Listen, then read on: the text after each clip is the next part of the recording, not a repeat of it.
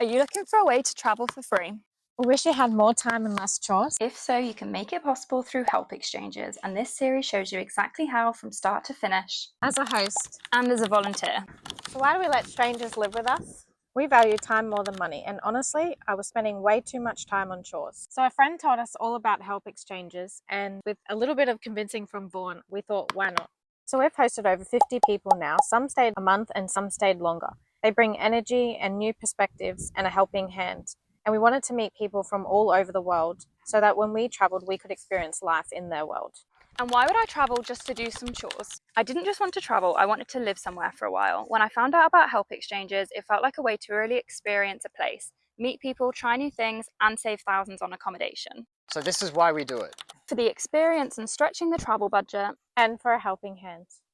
So there are a few different platforms out there for help exchanges, but as a volunteer, I personally love Worldpackers. It's easy to use, has great insurance coverage, and tons of different types of experiences. One of my favourite features is that you can message past travellers who've been there or are going to be there at the same time as you.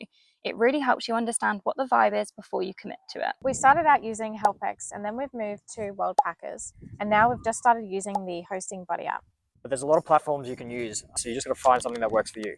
So no matter what platforms you use, the key is to make sure that the expectations are clear and aligned. Make sure to look for hosts or travellers who are on the same page as you. Check the reviews, read the full profile, and always ask questions. The best exchanges start with clear communication.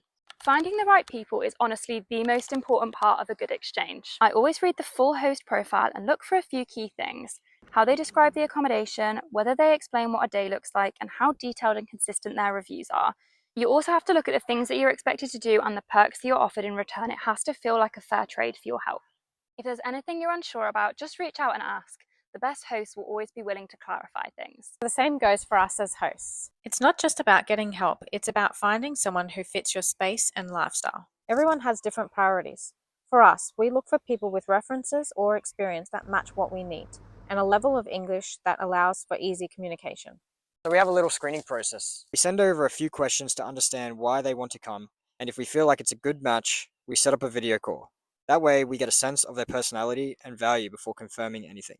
Our main expectations are simple. We look for people who are kind, respectful, reliable, and who treat our home with care. The better the match, the better the exchange for everyone. So arrival day is really important. It sets the tone for the entire stay. We usually pick volunteers up from the airport or meet them at a nearby spot. When we get home, we show them around the house, their room, and any shared spaces. Clarity is key. We sit down together and go over the house rules, the daily expectations, and the agreement they've accepted. It helps to break the ice and sets the foundation for a smooth, respectful stay from day one. Arriving at a new place is always a mix of nerves and excitement. As a volunteer, you should get shown how everything works, the daily tasks and the routines. This stay was great for us because we even had some short videos to help explain the chores. So it's not about perfection, it's just about making sure that everyone's on the same page, and that makes everything easier. Once you've settled in, that's when the exchange really starts to come to life.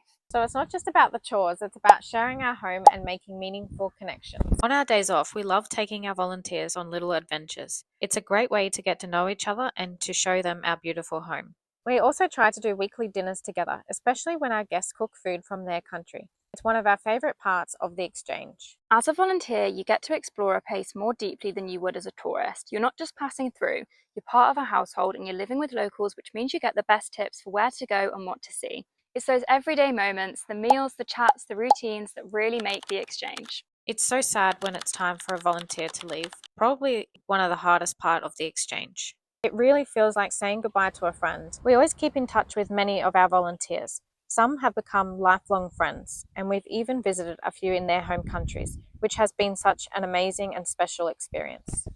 When it's time to leave, I make sure to clean my room and any spaces that I've used so that everything's ready for the next volunteer. It's important to leave the place tidy and show that respect for the host's home. As hosts, we do a final check to make sure everything's in order for the next guest. We always try to have a farewell dinner together. It's a special way to say thanks and share memories before parting ways. So once you leave, reviews and feedback are crucial. It's important to be open-minded and honest. Constructive feedback helps hosts and volunteers improve future exchanges. So if you're curious about help exchanges And wondering if it can work for you, follow us along to see the full journey.